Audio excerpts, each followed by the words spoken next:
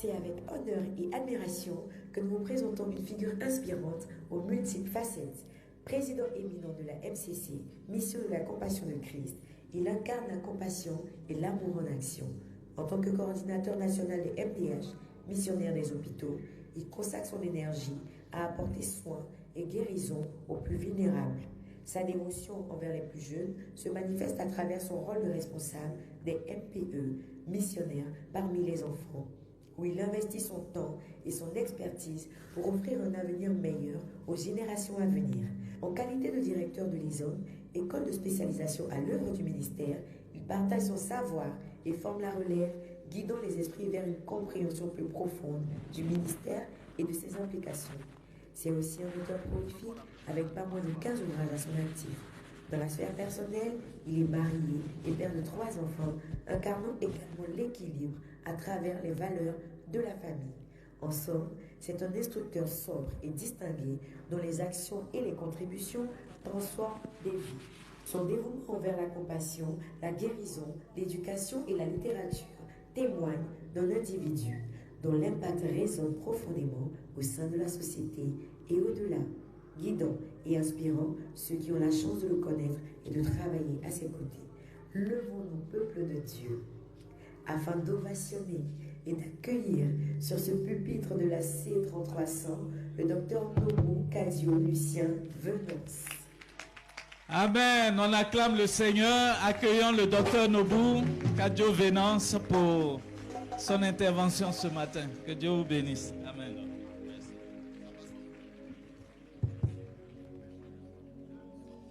Gloire à Jésus. Gloire à Jésus.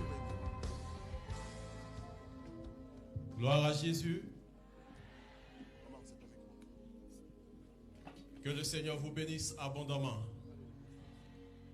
Et que de cette convention partent de personnes renouvelées, transformées pour l'accomplissement du mandat divin.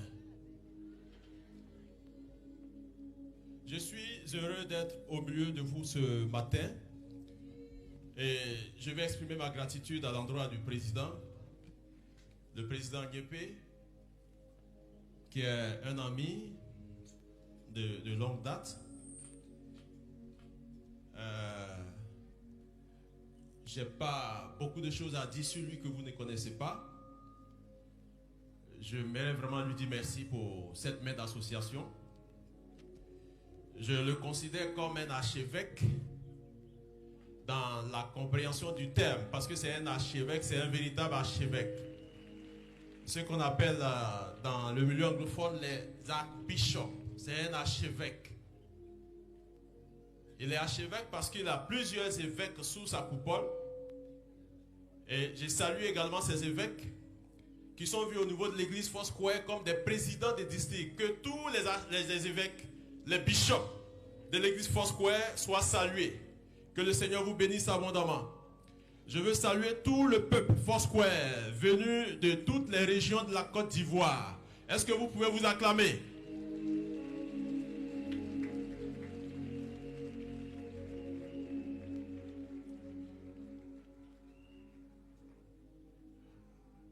Mon intervention va consister à vous présenter une compréhension et une vision de ce qu'on appelle le mandat. Le mandat, parce que si nous ne comprenons pas une chose que nous devons faire, il est pratiquement impossible que nous fassions cette chose-là. Et beaucoup de personnes s'engagent dans des activités croyant faire ces activités alors qu'elles ne savent pas ce que représentent ces activités. Et c'est la même chose dans le cadre missionnaire, c'est la même chose dans le cadre ministériel. On ne peut pas faire quelque chose qu'on ne connaît pas. Ce matin, le Saint-Esprit va nous aider à revoir notre compréhension du mandat et de la mission divine. Lorsque nous parlons de mandat, le mandat, il faut le comprendre dans le sens de mission, parce que c'est des synonymes. Le mandat, c'est une tâche que nous avons à faire.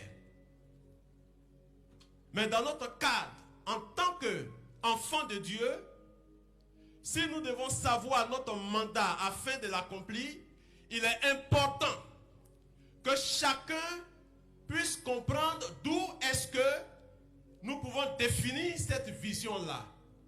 Cette vision se calque sur quel type de mandat, quel type de mission. Nous pouvons exécuter le mandat.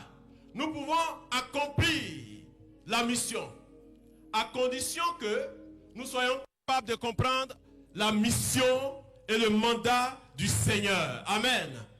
Je parle du mandat de Jésus-Christ lui-même en tant que notre maître et notre Seigneur. Parce que notre mission ne peut pas être comprise en dehors de la mission du Seigneur.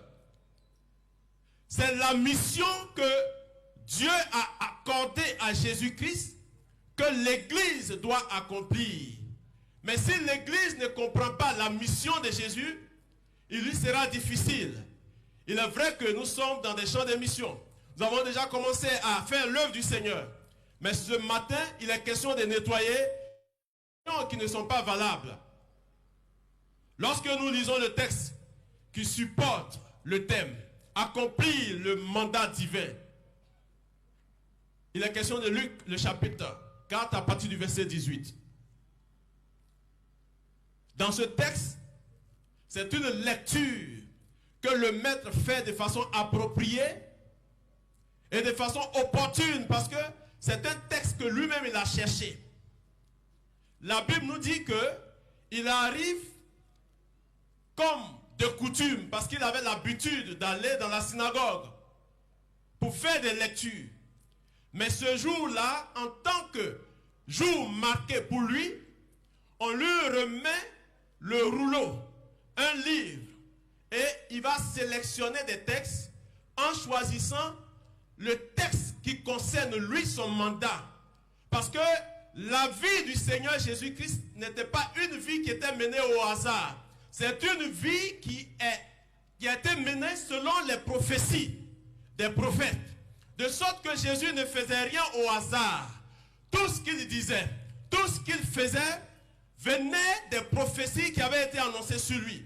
Voici pourquoi, pour une simple lecture qui devait officialiser lui, sa mission et son mandat, une simple lecture qui devait lancer son ministère, Jésus devait faire la lecture de ce texte qui concerne son mandat. Amen. C'est la raison pour laquelle il va lire ce texte. L'Esprit du Seigneur est sur moi. Luc 4, le verset 18. Ce même texte se retrouve dans la prophétie d'Ésaïe au chapitre 61 et le verset 1. Dans la prophétie d'Ésaïe, lorsque Ésaïe est en train de prophétiser ce temps, le mandat de Jésus, le prophète a dit, l'Esprit de l'Éternel, le Seigneur est sur moi. Et le Seigneur va continuer en disant, l'Esprit du Seigneur est sur moi. Pourquoi? Parce que l'Esprit du Seigneur ne vient pas sur nous pour des banalités, pour des futilités. Tout à l'heure, l'homme de Dieu est venu prier pour que le baptême du Saint-Esprit. Mais on ne reçoit pas le baptême du Saint-Esprit pour des futilités, pour des banalités. Peut-être que je vais choquer certains d'entre vous. Il y a plusieurs qui ont pensé recevoir le Saint-Esprit pour se marier. On ne reçoit pas le Saint-Esprit pour se marier. Certains pensent que lorsque je reçois le Saint-Esprit, je serai capable d'avoir mon voyage débloqué. Le Saint-Esprit n'opère pas dans ce sens. Parce que c'est des choses charnelles et terrestres. Le Saint-Esprit vient sur nous pour que nous soyons capables d'accomplir le mandat divin. Voici pourquoi le Seigneur a dit, l'Esprit du Seigneur est sur moi. Pourquoi sur moi? Parce que le Seigneur m'a oint. Parce que le Seigneur m'a choisi. Parce que le Seigneur m'a mandaté. Mais s'il m'a mandaté, il m'a oint. C'est pour quelle raison? Et le Seigneur continue de décrire sa mission dans ce texte.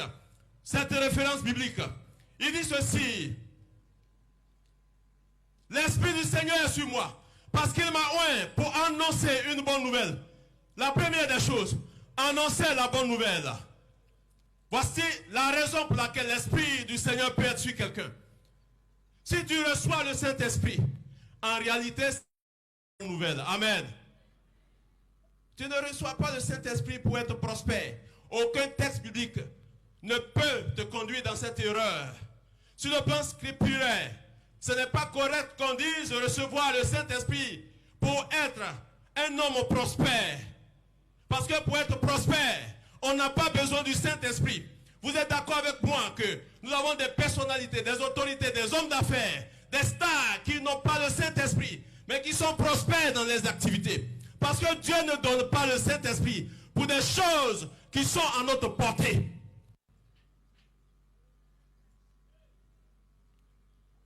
Si tu crois recevoir le Saint-Esprit pour être prospère, tu es dans l'erreur. Et si quelqu'un te l'a enseigné, laisse-moi te dire ce matin, qui te conduit dans une erreur grotesque. Je ne vais pas citer ces milliardaires que vous connaissez.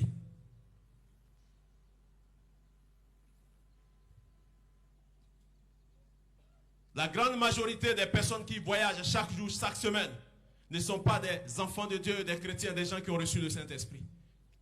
Alors pourquoi veux-tu embêter le Seigneur en recevant le Saint-Esprit pour voyager?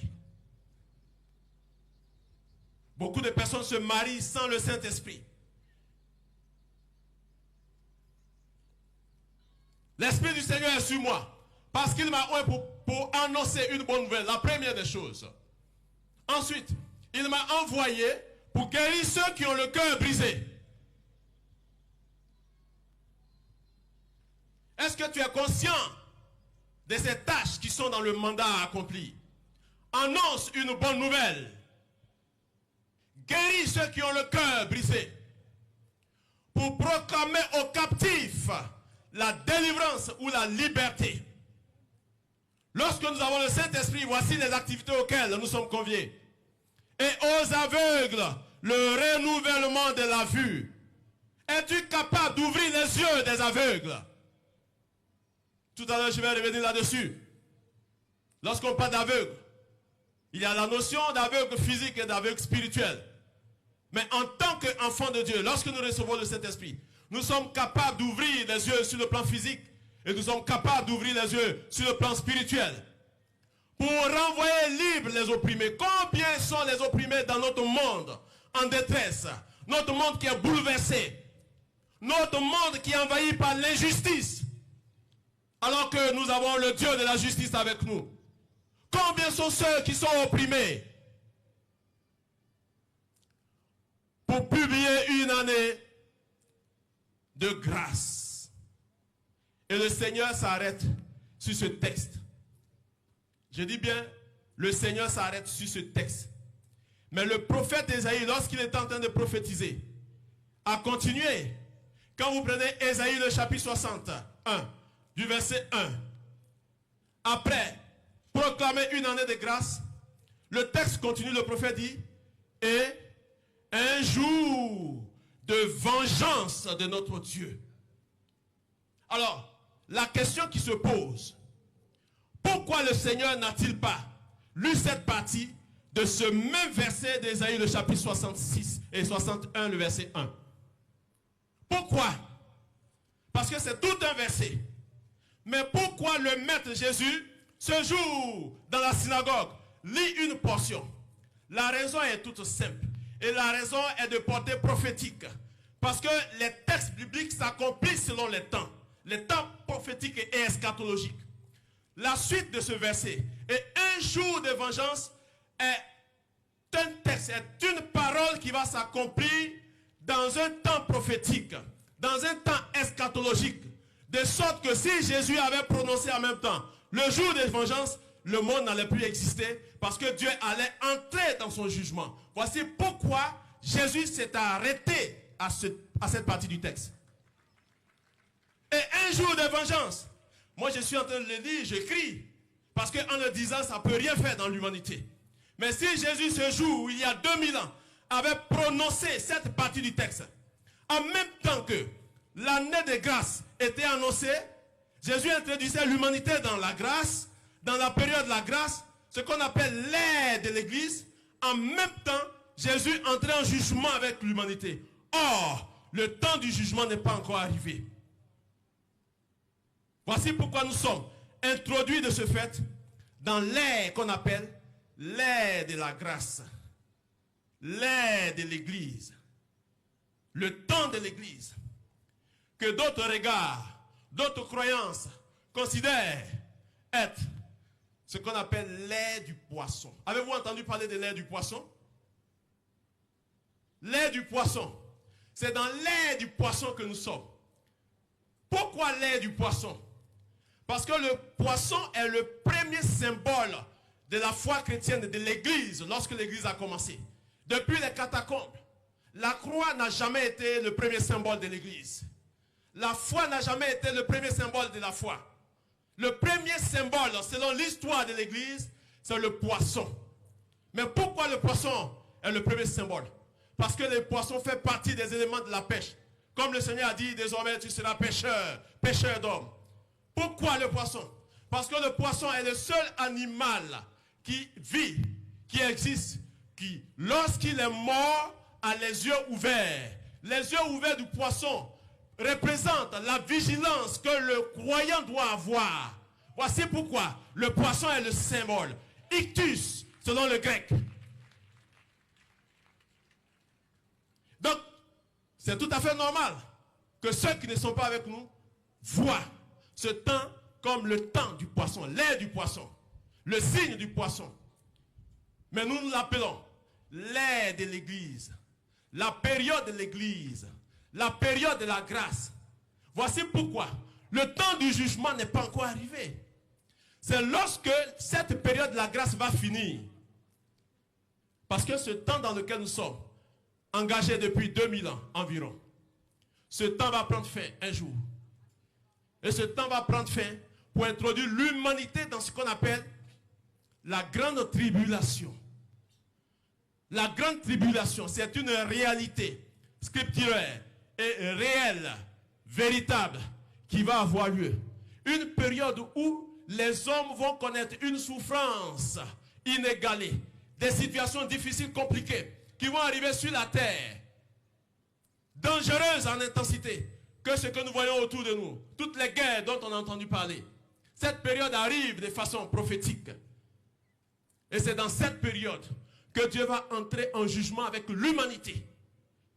Le monde dans lequel nous sommes, bientôt sera en jugement. Parce que Dieu va décider de juger le monde. Mais avant que l'humain n'entre dans le jugement, il va libérer un certain nombre de phénomènes qui vont être les sources de souffrance et de difficultés des hommes. Voici pourquoi, en tant qu'enfants de Dieu, dans cette période, dans ce temps, nous devons être conscients. Mais surtout, être conscients pour accomplir le mandat pour lequel le Seigneur nous a appelés. Amen. En dehors de cette période, l'Église ne pourra plus rien faire. Vous savez pourquoi Dieu a donné cette période à l'Église? Parce que Israël a été mis à côté, à part. Mais Israël n'est pas abandonné. Israël n'est pas rejeté.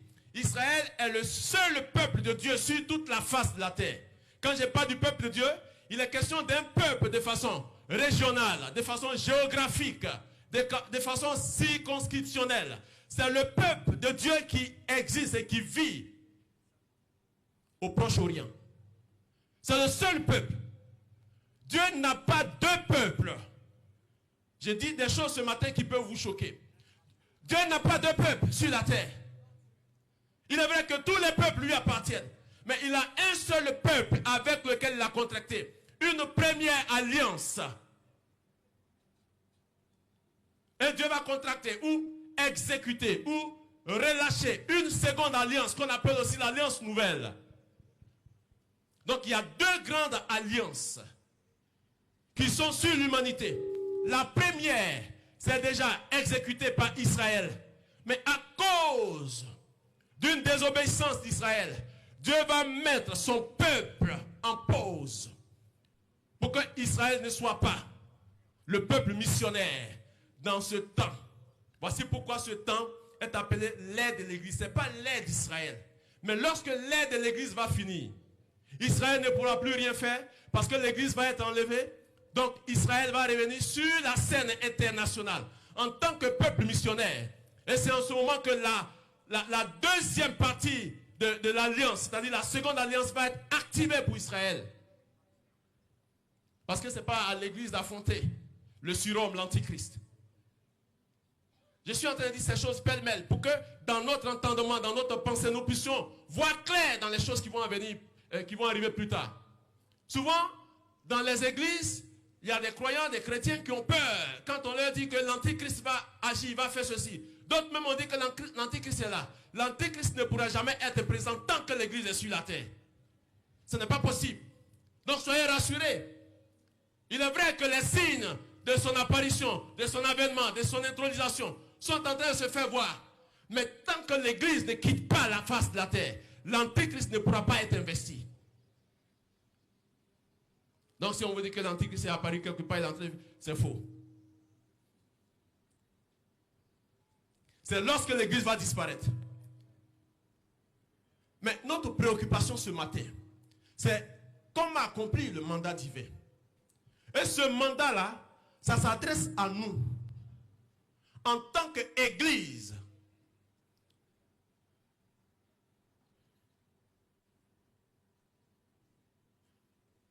Voici pourquoi j'ai dit, si nous ne connaissons pas ou ne comprenons pas la mission et le mandat du Seigneur, nous serons loin d'accomplir le mandat divin. Lorsque quelqu'un a accepté le Seigneur, il s'est repenti de sa mauvaise voie et qu'il suit le Seigneur, le seul mandat qui pèse sur lui, en dehors de ce mandat, il n'y a pas un autre mandat qui est précieux aux yeux de Dieu pour toi que ce que je vais donner. C'est dans la Bible. Quand le Seigneur va finir son ministère, quand il va accomplir son ministère, en disant des choses prophétiques qui le concernent, au point même que Jean-Baptiste va être troublé. Parce que selon les prophéties, lorsque le Messie doit arriver, il y a certaines situations qui doivent se produire. Parce que le Messie doit libérer Israël du joug colonial, du joug de la puissance humaine. Mais quand Jésus était arrivé, ça n'a pas été le cas. Voici pourquoi Jean-Baptiste, qui a prêché avec véhémence, avec détermination, avec conviction, et qui s'est attaqué à l'adultère, aux pratiques immorales du roi Hérode, Jean-Baptiste avait été arrêté. Il a été mis en prison et il devait être décapité. Jean-Baptiste ayant appris qu'il allait être décapité, le doute est rentré dans la vie de Jean-Baptiste.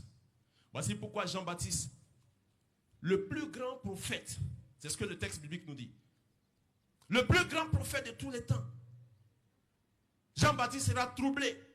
Et Jean-Baptiste va envoyer ses enfants, ses disciples, auprès de Jésus pour lui demander. Voici la question à Jésus. Es-tu réellement, toi Jésus, celui qui doit venir, ou est-ce qu'on doit attendre un autre? Voici la question formulée par le grand Jean-Baptiste. Pourquoi? Pourquoi Jean-Baptiste pose une telle question? Jean-Baptiste était en proie au doute. En proie au doute. Vous savez ce que ça veut dire, être en proie au doute? C'est-à-dire qu'il était en lutte contre le doute. Le doute était en train de l'étouffer. Le doute était en train de le malmener. Il fallait qu'il puisse sortir et se libérer du doute. Le doute, c'était quoi? Est-ce que c'est réellement Jésus? Celui que j'ai vu, c'est lui qui est le Messie, ou bien on doit attendre un autre? Ok. Si on doit attendre un autre, moi, Jean-Baptiste, j'irai vers Hérode pour lui demander pardon. Tu peux même prendre autant de femmes que tu veux, faire ce que je te demande pardon. Il faut me libérer parce que je ne vais pas mourir pour des choses que j'ai prêchées qui ne sont pas exactes. Voici une raison. L'autre raison, Jean-Baptiste voulant avoir l'assurance que effectivement c'est Jésus, celui dont il a eu à annoncer l'avènement lui-même en disant, voici l'agneau de Dieu qui ôte le péché du monde. C'est le grand Jean-Baptiste qui a annoncé cette parole. Lui seul, il a vu, parce qu'il a su que Jésus est l'agneau de Dieu, le seul qui ôte le péché du monde, l'auteur du salut de l'humanité. Mais dans la prison, le doute était en train de le taillarder. Et les disciples arrivent voir Jésus. Maître, notre maître nous a envoyé pour te demander si c'est toi vraiment. La Bible va nous dire ceci. Jésus ne va pas répondre en disant, allez-y lui dire, oui, c'est moi. Allez-y lui dire, non, c'est pas moi. Quand Jésus entend cette question, il dit, allez dire à Jean, les aveugles voient, les boiteux marchent, ainsi de suite. Pourquoi Jésus a donné ce signe-là? Parce que Jean-Baptiste est le prophète du temps de Jésus, qui est en même temps un parent de Jésus, parce que c'est le cousin de Jésus, mais qui, selon les études, est âgé que Jésus de 6 mois, parce que quand lui, sa mère était enceinte de lui, au 6e mois, je crois, la maman de Jésus aussi tombe enceinte, et elle va chez la maman de Jean-Baptiste, elle salue la maman de Jean-Baptiste. Et la Bible nous dit, à l'instant, Jean-Baptiste a bougé dans le ventre de sa maman. Vous savez pourquoi? La Bible est muette sur ces genres d'explications. Mais c'est parce que, à travers la salutation de Marie qui était remplie du Saint-Esprit, le Fils de Dieu, le Sauveur de l'humanité, a communiqué un message à Jean-Baptiste pour dire, grand frère, je suis arrivé. Grand frère, je suis là. Ne t'inquiète pas, on est ensemble. Dans tous les cas, commence, moi je viens après toi. Mais sois rassuré. Et Jésus a communiqué plein de messages de façon prophétique, de façon révélationnelle à Jean-Baptiste, pour que Jean-Baptiste soit stabilisé lorsqu'il sera sorti pour accomplir lui son ministère. Mais voici qu'à cause de la mort, par décapitation, Jean-Baptiste est troublé. Donc il voulait se rassurer. Pourtant c'est Jean-Baptiste qui a dit, voici l'agneau de Dieu, avec conviction. Ce n'était pas dans le doute. Le doute, c'est le péché contre lequel nous, en tant qu'enfants de Dieu, nous devons lutter. Amen. La Bible nous dit que nous devons résister au doute. Rejeter le doute. Parce que le péché qui nous enveloppe si facilement, je parle du péché en tant que croyant, ce péché-là, souvent on l'a orienté en disant que c'est l'adultère, en disant que c'est le vol, ainsi de suite. Ce n'est pas ça le péché qui enveloppe l'être humain, surtout quand il est croyant. Le péché qui enveloppe le croyant si facilement, c'est le péché du doute. Voici pourquoi le Seigneur, dans ses interventions, dans ses prédications, ses enseignements, a dit ceci. Lorsque le Fils de l'homme reviendra sur terre, trouvera-t-il de la foi? Est-ce qu'il va trouver de la foi? C'est ce qu'on appelle les questions, les prophéties interrogatives. Jésus n'a jamais annoncé pour dire qu'il ne va pas trouver de la foi. Il n'a pas dit ça. Il a au contraire posé la question. Il a dit, est-ce que à mon retour, je vais trouver des gens qui croient toujours en moi? Des gens qui me font toujours confiance. Et c'est ce doute-là qui plane souvent sur les croyants. Au point qu'aujourd'hui, on ne croit plus en la toute-puissance d'Adonai. On ne croit plus en El Shaddai. On ne croit plus en El Eliona Adonai. On ne croit plus en Melech HaMelakim. Le Dieu des Hébreux qui s'est révélé en Abraham et qui s'est manifesté en Christ.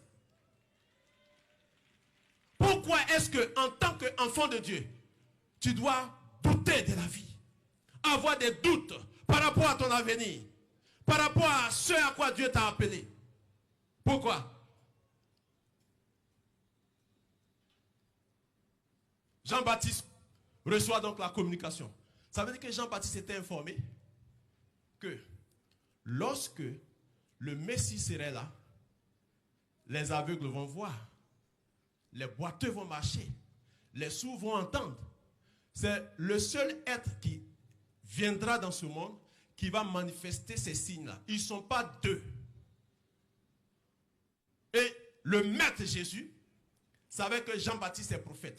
Et que lui-même est le patron des prophètes. Les prophètes, il ne va pas parler de façon littérale. Il communique avec son grand frère physique, mais son petit frère, son fils, sur le plan spirituel, il communique avec lui de façon prophétique. Il dit, allez-y dire à Jean, ce qu'il sait là, c'est ça qui se passe. Si les aveugles voient, les boiteux marchent, les sourds entendent, ainsi de suite, et le royaume des cieux est prêché, c'est que c'est moi qui suis là. Donc il ne faudrait pas qu'il doute de ce qu'il a condamné Hérode. Ce qu'il a dit à Hérode là, c'est correct. Ce n'est pas parce qu'il a travaillé dans la chair. Je relève ce point parce que beaucoup de prédicateurs ont taxé Jean-Baptiste de manquer de sagesse. Voici pourquoi il a attaqué Hérode. C'est une erreur que d'attaquer un père de cette trempe, un prophète de cette trempe, quelqu'un qui ne marche pas dans la chair. Donc quand les disciples retournent voir Jean pour lui annoncer la nouvelle, la Bible nous dit que Jean a été maintenant tranquille. Il a soupiré parce qu'il savait ces choses. Donc il pouvait aujourd'hui mourir par décapitation. Et Jésus se tourne maintenant vers ceux qui l'écoutaient. Il dit, quand vous êtes allés dans le désert là, qu'est-ce que vous avez vu? Les gens ont donné des réponses. Mais est-ce que vous avez vu un roi, quelqu'un qui est dans les palais et autres? On dit non. Qu'est-ce que vous avez vu? Un prophète. Jésus dit, ok, effectivement c'est un prophète. Mais il est plus qu'un prophète. Pourquoi? Parce que parmi tous ceux qui sont nés de femmes et d'hommes comme nous, ici, ceux qui sont nés de femmes en Europe, aux États-Unis, en Asie, tout être humain qui est né de femmes jusqu'à aujourd'hui, depuis le commencement de la création, jusqu'au jour d'aujourd'hui là, Jésus dit, il n'y a pas quelqu'un qui est plus grand que Jean-Baptiste. Il n'y a pas quelqu'un qui est plus grand que Jean-Baptiste. Moïse ne peut pas être plus grand que Jean-Baptiste, ni Abraham, quand bien même qu'il soit le patriarche, le fondateur du peuple d'Israël, à cause de ce que Abraham soit appelé le père de la foi. Il est aussi unique. Il y a un seul père de la foi. Ils ne sont pas deux. Mais malgré qu'il soit le père de la foi, ayant la compétence d'administrer ce qu'on appelle le paradis, au point que ce paradis-là a été baptisé le Saint d'Abraham. C'est à cause de sa foi que Dieu lui a dit, c'est toi qui vas gouverner, diriger. Avant que les choses ne soient rétablies, tous ceux qui meurent, mais qui meurent en me connaissant, en me découvrant. Voici pourquoi Abraham, en tant que père de la foi, il est le patron du paradis. Il est le patron du Saint d'Abraham. Mais malgré qu'il ait cette responsabilité, cette grâce, Jésus dit, Abraham ne peut pas être plus grand que Jean-Baptiste. Est-ce que quand vous êtes allé dans le désert là, vous avez vu un roseau? Parce que le roseau là, le vent le balance. C'est l'arbre qui supporte les bourrasques, les grandes tempêtes, mais qui ne se casse pas. Après que ces tempêtes passent, l'arbre revient à sa forme, le roseau. C'est comme ça Jean-Baptiste est.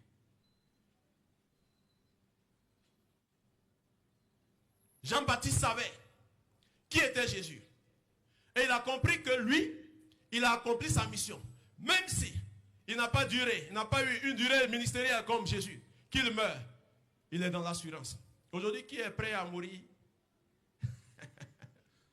Il a dit qu'on finit la convention, et puis quelqu'un dit, Seigneur, je suis prêt à mourir.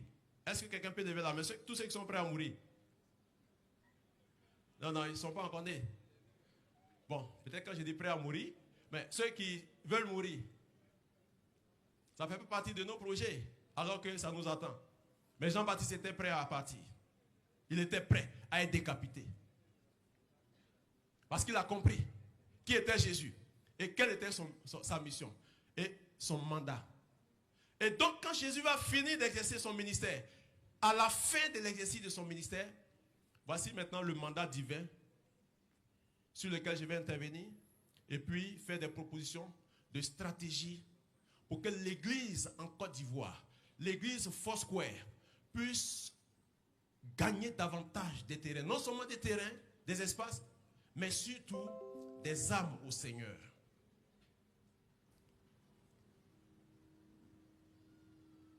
En Matthieu le chapitre 28, à partir du verset 18 à 19, la Bible nous dit, il leur dit ceci: allez par tout le monde et faites des nations des disciples, les baptisant au nom du Père, du Fils et du Saint-Esprit, et enseignez-leur à observer tout ce que moi je vous ai prescrit. Et voici, je suis avec vous tous les jours jusqu'à la fin du monde. Dans ce petit texte, le Seigneur va communiquer une plénitude dans l'espace et dans le temps. Quand il dit, tout pouvoir m'a été donné. Allez par tout le monde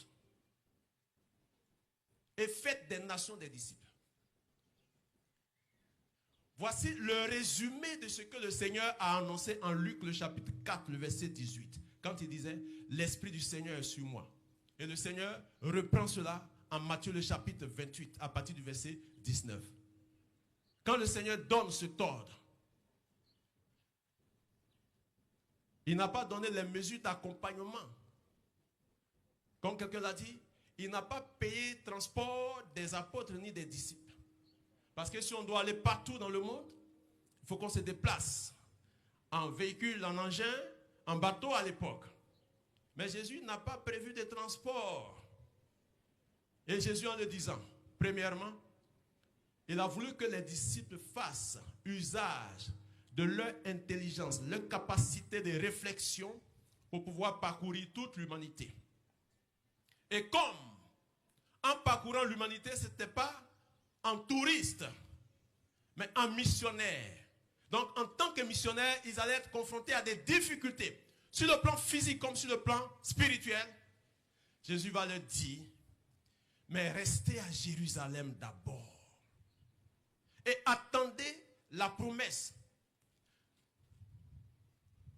Le Saint-Esprit survenant sur vous. L'Esprit du Seigneur est sur moi. Le Maître lui-même n'était pas capable d'accomplir ce mandat sans que l'Esprit de Dieu ne soit sur lui, sans qu'il ne soit choisi. Pourquoi souvent nous prétendons accomplir l'œuvre du ministère, le mandat pour lequel nous avons été appelés, sans le Saint-Esprit? Voici pourquoi j'ai aimé ce premier temps de partage, la prière pour que vous receviez le Saint-Esprit. Mais ce n'est pas pour aller vous asseoir pour faire du commérage. Ce n'est pas pour faire des bêtises. Parce que le Seigneur sait que l'annonce de l'évangile, qui est la bonne nouvelle, parce qu'il y avait une mauvaise nouvelle qui condamnait l'être humain, toute l'humanité. Mais la bonne nouvelle est une nouvelle de libération, qui ouvre les yeux, qui libère, qui donne la joie, qui procure le bonheur. Cette nouvelle-là, en l'annonçant, l'ennemi ne sera pas prêt à accepter. Donc l'ennemi va vous attaquer de façon coriace. Or, pour pouvoir affronter les attaques de l'ennemi, si vous n'avez pas le revêtement de la puissance d'en haut, vous allez être dans l'échec total. Voici pourquoi il dit, attendez. C'est moi qui vous envoie en mission.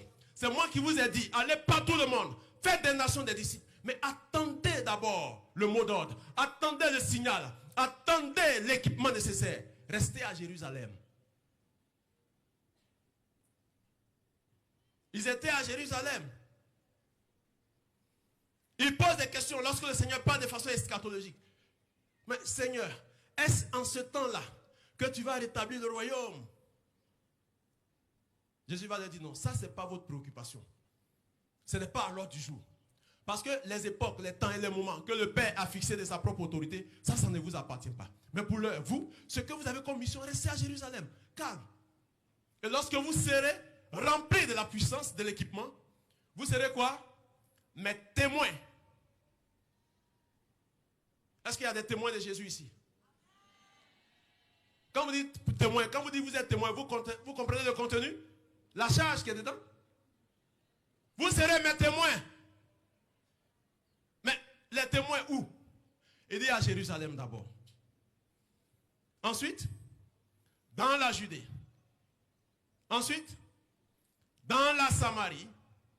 Et pour finir, juste aux extrémités de la terre. Voici l'ordre missionnaire que le Maître a donné à ceux qui sont censés être ses disciples. Mais la Bible nous enseigne que, effectivement, le Seigneur a tenu parole. Le jour de la Pentecôte, qui était une fête de commémoration, de célébration en l'honneur de l'Éternel en Israël, tous les Juifs sont rassemblés à Jérusalem comme vous êtes rassemblés actuellement. Les gens sont venus de partout de l'intérieur comme vous êtes venus de l'intérieur. Et c'était un jour marqué. Voici pourquoi il ne faudrait jamais enseigner que la Pentecôte c'est la descente du Saint-Esprit. La Pentecôte c'est une fête au cours de laquelle le Saint-Esprit est descendu. C'est un abus de compréhension lorsqu'on dit qu'on lit le Saint-Esprit à la Pentecôte. Même quand on dit que je suis pentecôtiste, c'est parce que je crois. Non, c'est pas ça. La Pentecôte, c'est une fête. C'est comme la Pâque. On ne peut pas attribuer le nom de la Pâque à la manifestation divine sur un être humain. Donc, le jour de la Pentecôte, ils reçoivent la promesse qui a été faite.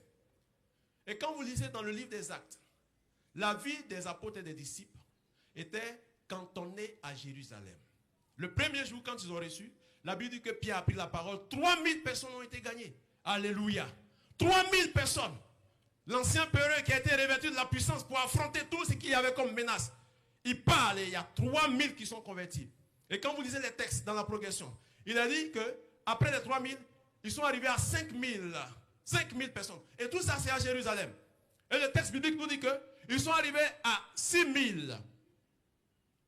Et dans les versets qui suivent, on dit, chaque jour, selon que le Seigneur ajoutait ceux qui étaient convertis, les gens s'ajoutaient. Donc, au-delà de 6000. Et ils étaient toujours à Jérusalem en train de tourner les pouces. Parce qu'ils avaient oublié la mission. Or, la mission qui est le mandat, c'est la seule chose qui coûte cher dans le cœur de Dieu. Il n'y a pas autre chose. Ce n'est pas votre mariage qui coûte cher aux yeux de Dieu. Ce n'est pas ça. Hein? Ce n'est pas votre voyage. Ce n'est pas le fait que vous soyez des milliardaires. Ça, ce n'est pas la priorité de Dieu. Ce n'est pas la priorité divine. Le mandat divin, c'est que vous fassiez de toutes les nations des disciples. Ça veut dire quoi? Que nous, qui avons accepté le Seigneur et qui sommes ses enfants et qui sommes ses disciples, nous avons le mandat de discipliner, j'ai dit bien, soulignez cela, de discipliner toutes les nations, toutes les couches sociales des nations, toutes les autorités des nations, toutes les personnes qui vivent sur toutes les nations, toutes les religions. Nous avons ce mandat d'amener et d'appeler ces personnes à la discipline parce que nous sommes des disciples du grand maître, du maître Jésus au-dessus de tous les maîtres. Le Seigneur, dont le nom a été donné pour que les genoux fléchissent, les langues confessent que c'est lui qui est Adonai, c'est lui qui est Hachem. C'est nous. J'insiste sur ces choses pour que personne ne puisse se négliger, à condition que vous ayez accepté le Seigneur, que vous soyez ses disciples. Ne vous laissez pas intimider par les discours des politiciens, par les décisions de ceux qui sont perçus comme des grandes personnalités dans le monde.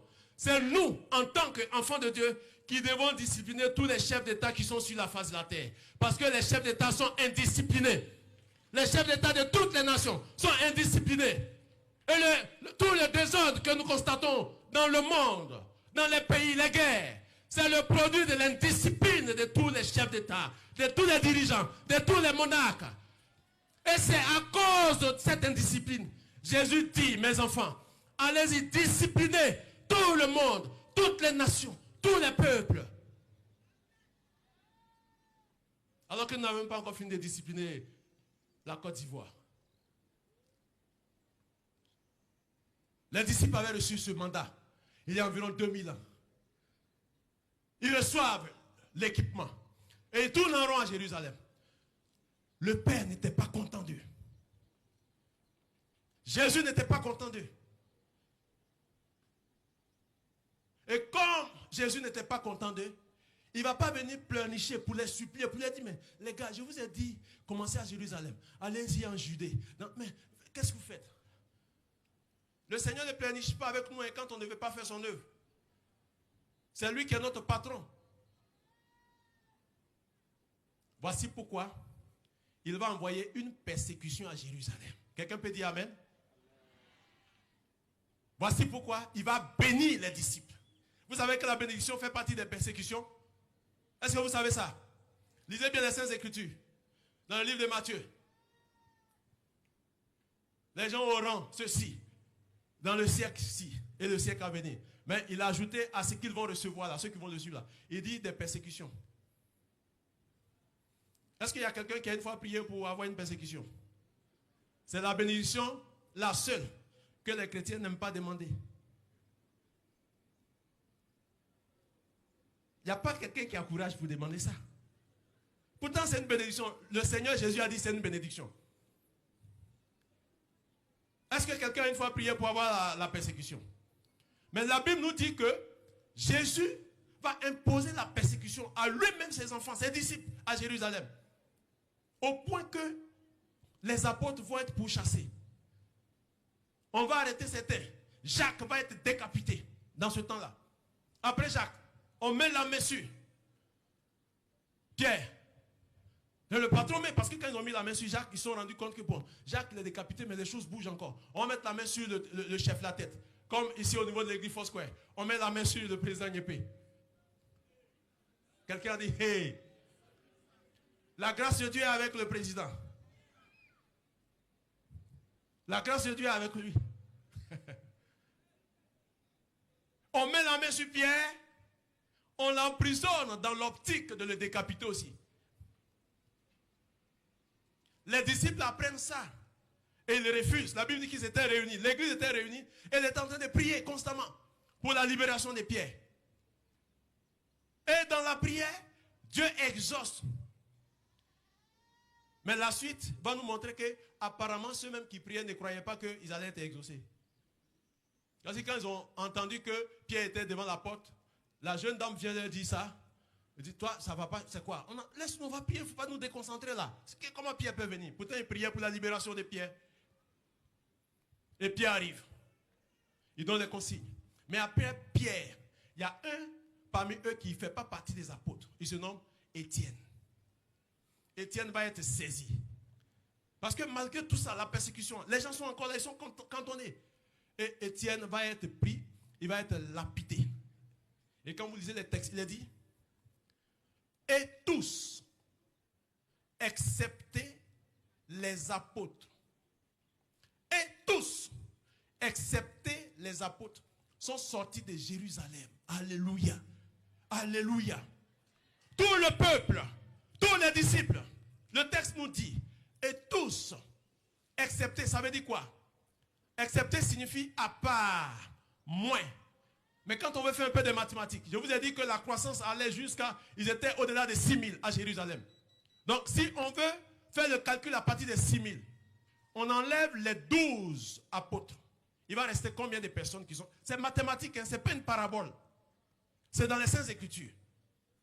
Ça veut dire que 5988, c'est ça?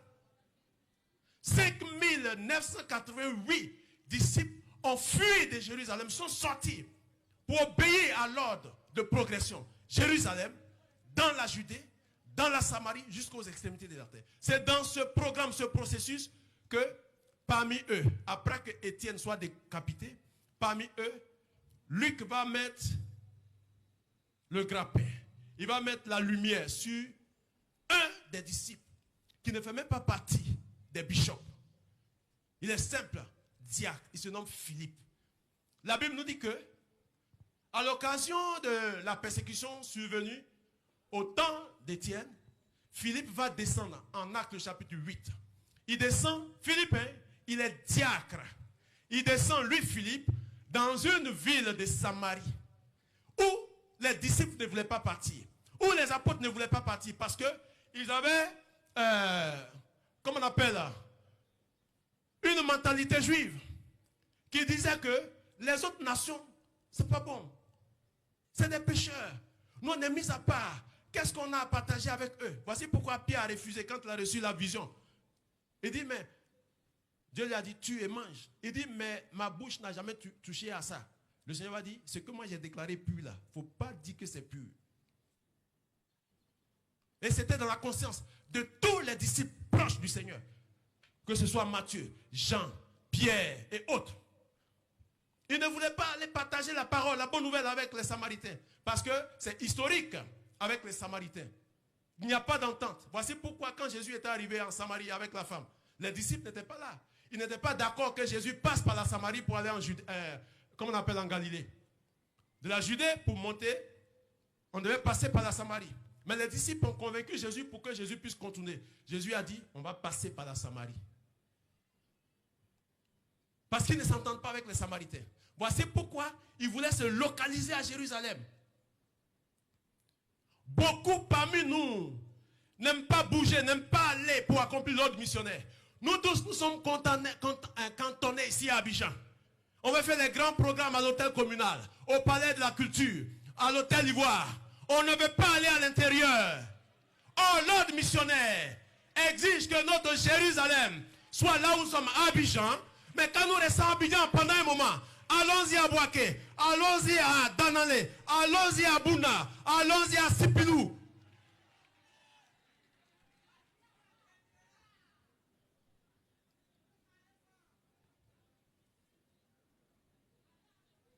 Pourquoi nous ne voulons pas respecter cet ordre? Heureusement, c'est une grâce que le Seigneur manifeste envers nous pour ne pas envoyer des persécutions sur l'Église. C'est une grâce. Si le Seigneur était capable de disperser l'Église en Côte d'Ivoire, surtout à Abidjan. Tout le monde fait ses grands programmes à Abidjan. Comme si à l'intérieur, c'était des sous-hommes. C'est des Samaritains qui sont à l'intérieur. Le mandat,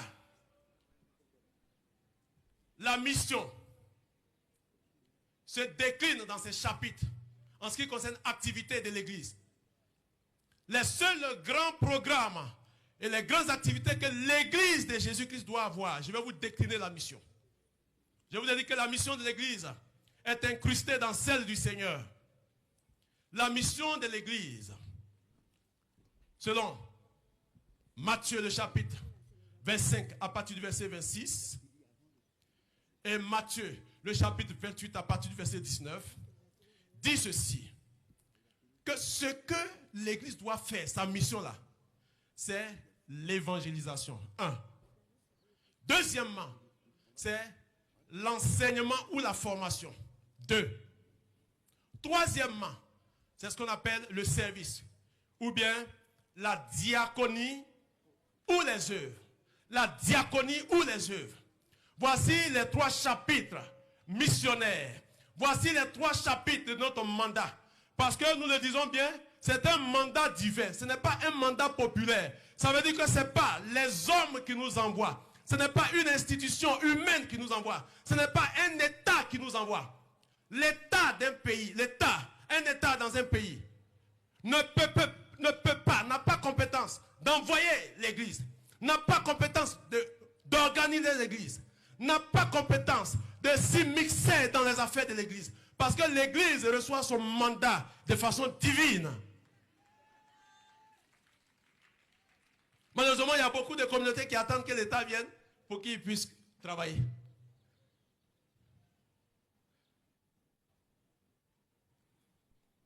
Notre mission se décline en évangélisation, en formation ou enseignement et en diaconie et œuvre. Voici pourquoi, si une communauté fait l'évangélisation sans faire l'enseignement ou la formation, elle n'est pas dans la mission. Si une église fait la formation et l'enseignement et n'est pas dans la diaconie ni dans l'évangélisation, elle n'est pas dans la mission.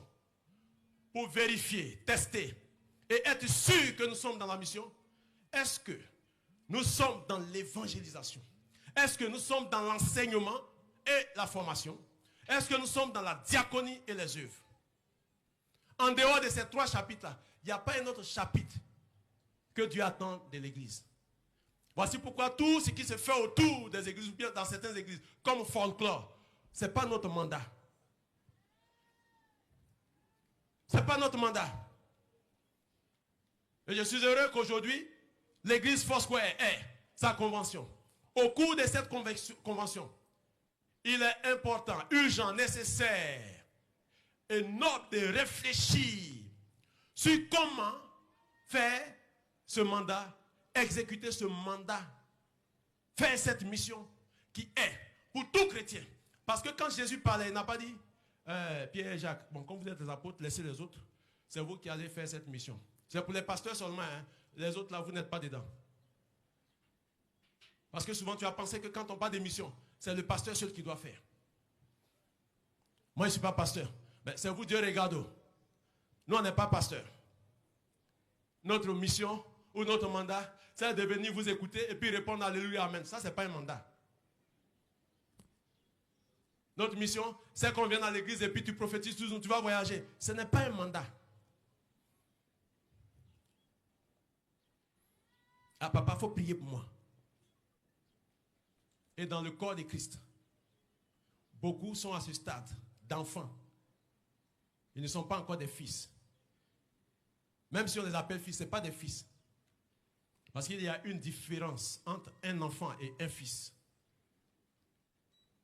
Pour accomplir la mission, c'est le fils et le disciple qui est capable de s'engager dans la mission pour être missionnaire. En général, les enfants, c'est quoi un enfant? Le mot enfant vient du grec, parce que le grec utilise 3 ou 4 termes pour désigner l'enfance. Quand le grec parle de technion, technion, c'est l'enfant qui est né dès l'instant de 0, c'est-à-dire que 0 ans jusqu'à un certain âge. Il est enfant technion, la petite enfance. Mais quand il grandit, il va maintenant devenir enfant réel. Mais quand il est enfant, plus tard, quand il est enfant, il devient technon. C'est-à-dire le technion et le technon sont 2 catégories d'enfants dans la considération grecque. Donc quand il devient technon, il faut qu'il devienne maintenant fils. Voici pourquoi le grec utilise le terme de hios. Le terme de hios. Mais il y a beaucoup qui ne sont pas des hios ici.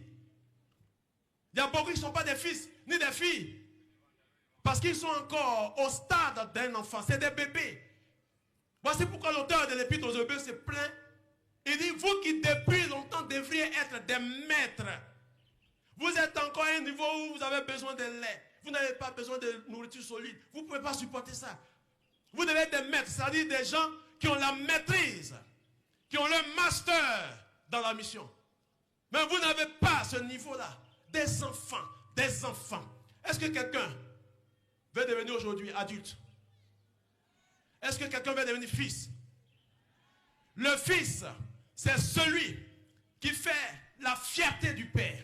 C'est celui en qui le Père a mis sa confiance. Voici pourquoi, quand Jésus était né, il a été enfant à 12 ans, la Bible nous dit qu'il enseignait. Il confondait les docteurs de la loi. Mais il n'avait pas commencé son ministère officiel. Et avant de commencer son ministère officiel de façon publique, la voix va se faire entendre depuis le ciel pour dire, celui-ci est mon fils bien-aimé en qui j'ai mis toute mon affection. Écoutez-le, écoutez-le. Le grec dit akouo, akouo qui signifie écoutez Dieu, écoutez le Fils dans une disposition de respect. Et c'est ce message que nous recevons en tant que disciples pour aller dire aux grandes nations, écoutez Jésus. Pourquoi faites-vous la promotion des droits de l'homme pendant que vous piétinez les droits du Fils de l'homme? Le Fils de l'homme a des droits dans l'humanité. Écoutez-le. Si vous n'écoutez pas Jésus, vous allez échouer. Vous allez taper poteau. Voici pourquoi les nations tapent poteau. Si les dirigeants des pays se mettent à écouter Jésus, Jésus va donner une orientation particulièrement par rapport à la crise au Niger. Jésus va assagir les chefs d'État. S'ils sont prêts à l'écouter. Mais personne n'est prêt à écouter Jésus. Voici pourquoi, si Dieu nous fait la grâce d'être à côté de ses autorités, notre mandat, c'est de les discipliner. Ce n'est pas pour prendre leurs offrandes ni leurs dîmes. Ce n'est pas ça un mandat. Notre mission auprès des députés, notre mission auprès des directeurs généraux centraux et autres de l'administration, notre mission auprès des ambassadeurs, notre mission auprès des généraux, des officiers et autres, notre mission auprès des médecins et autres, c'est de les discipliner.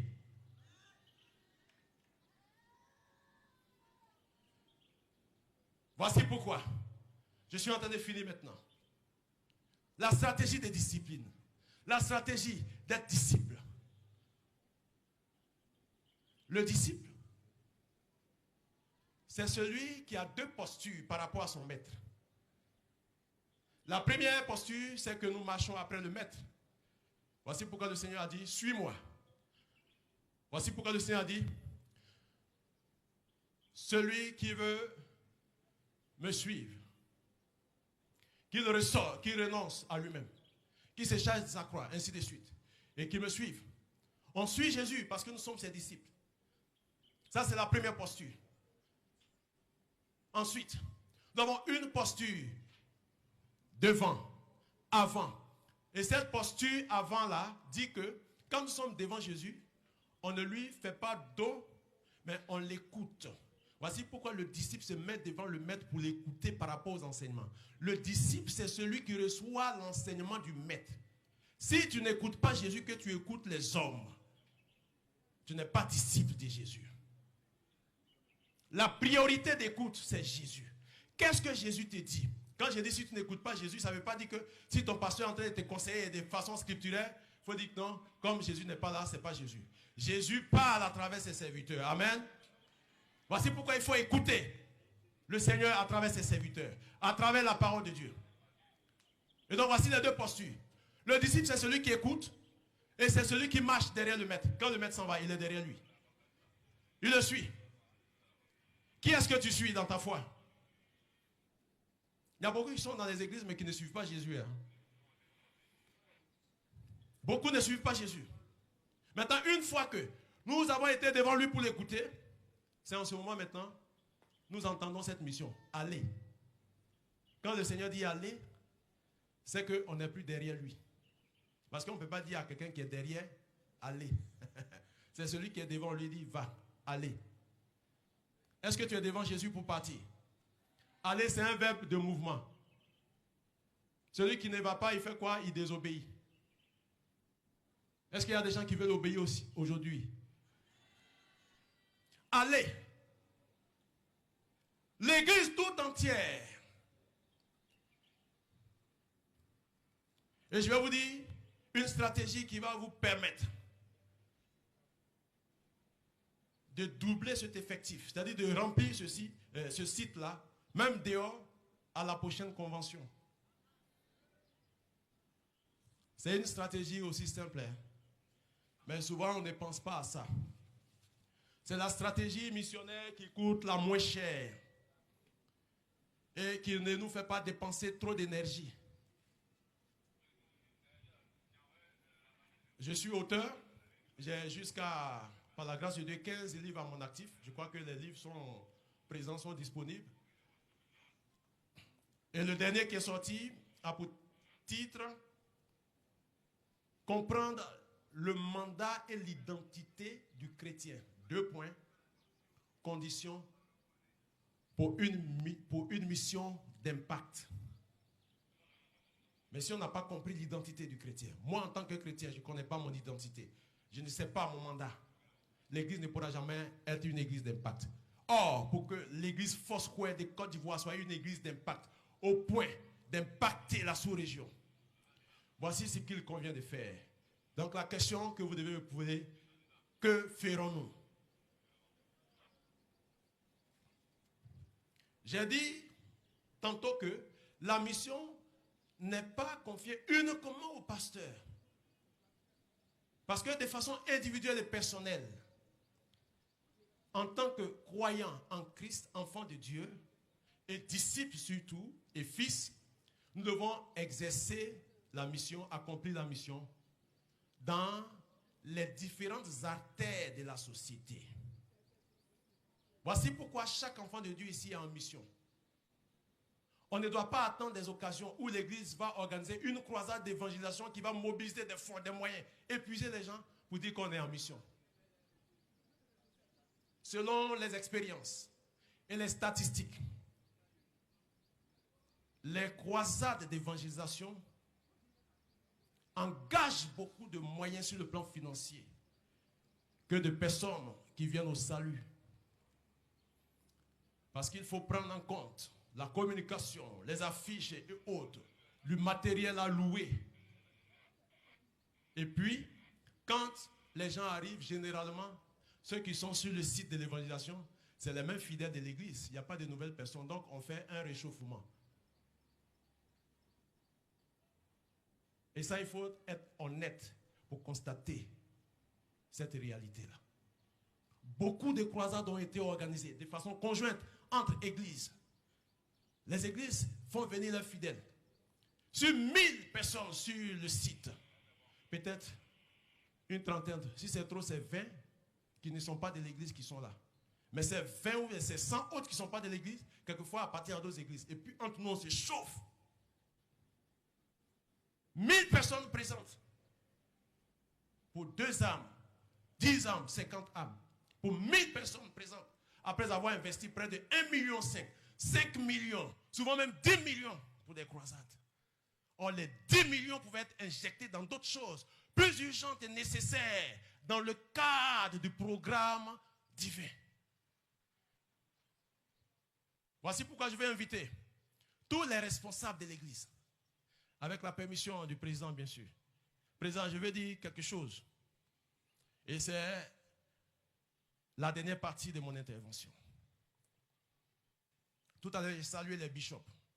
Quand je parlais des bishops, je m'adressais à tous les présidents des districts.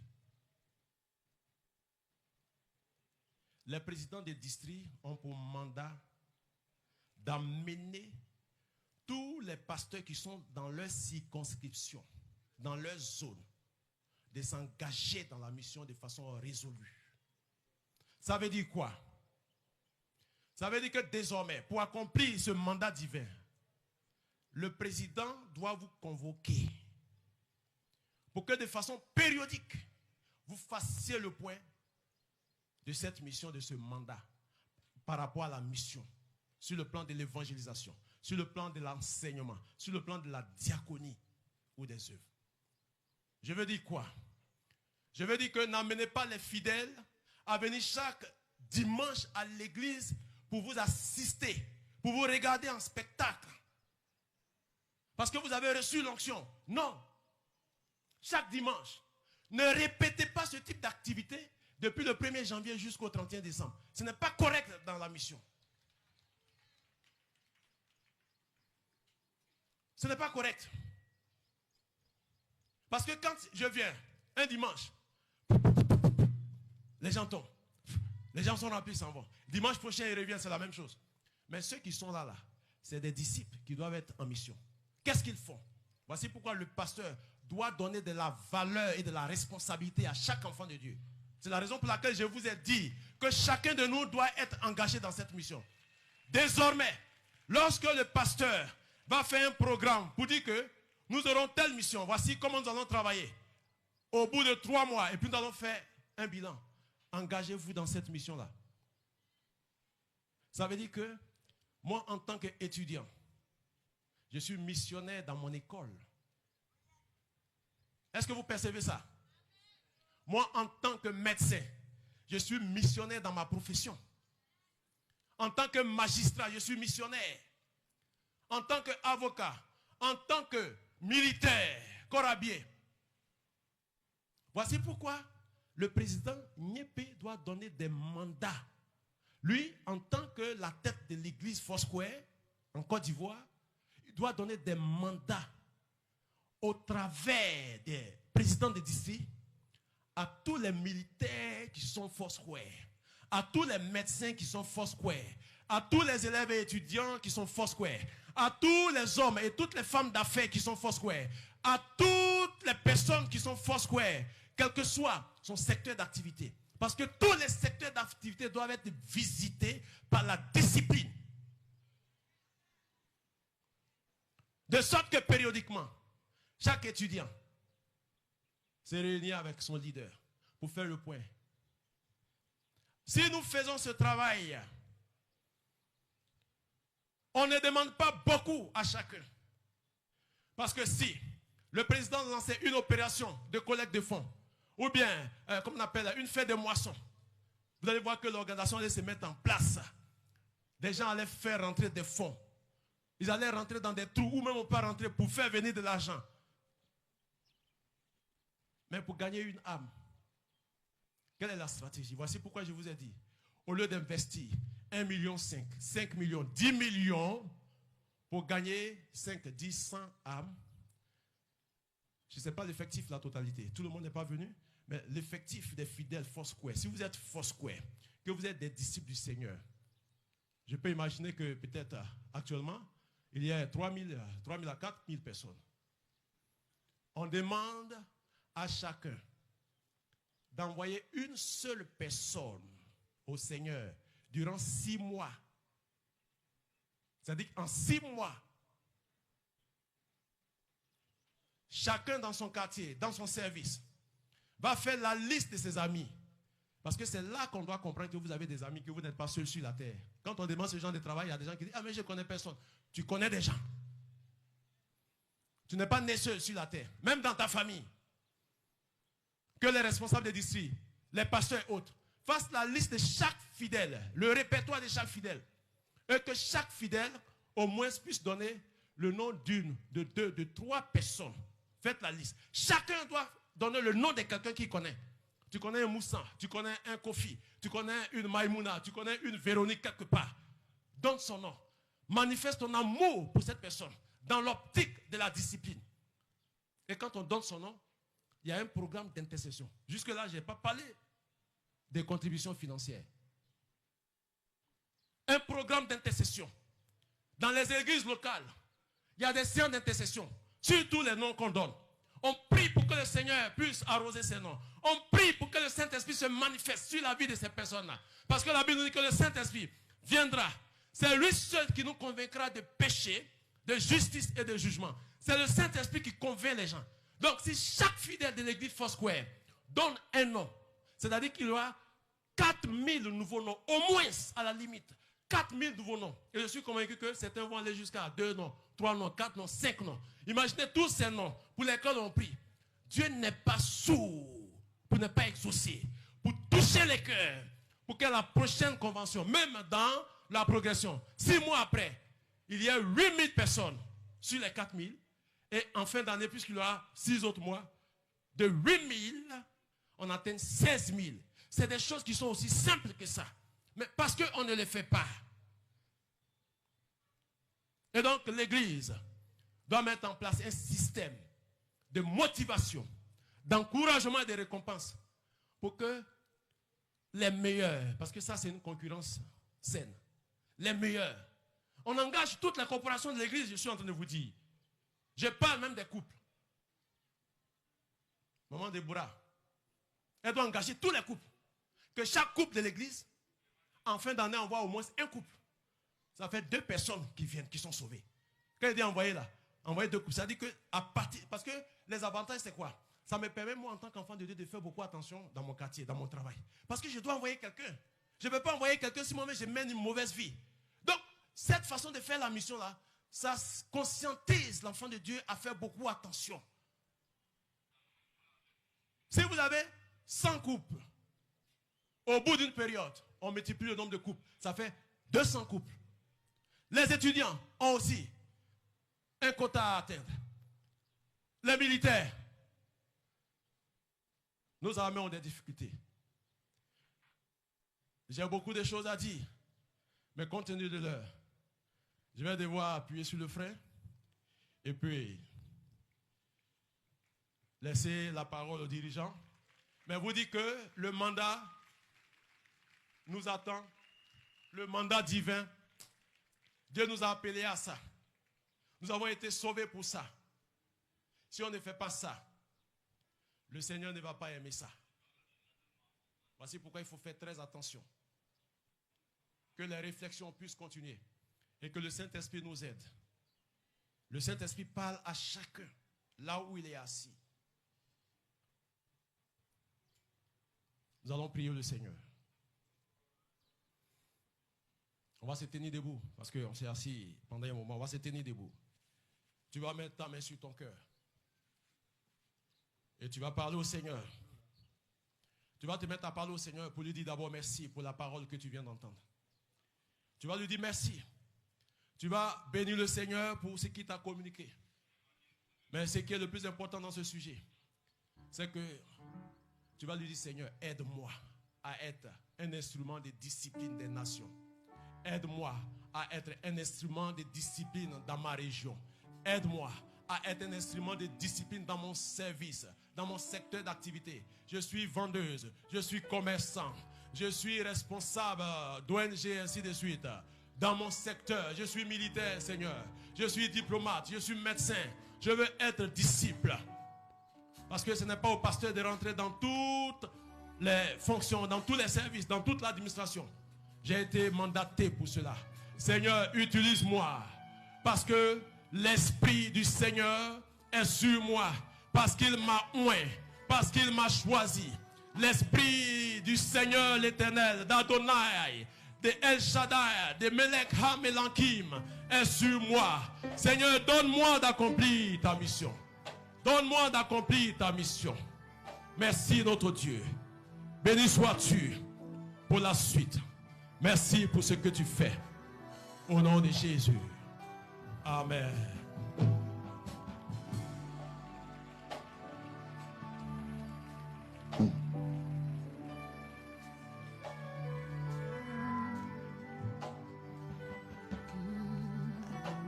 Est-ce que tu peux acclamer encore plus fort, s'il te plaît?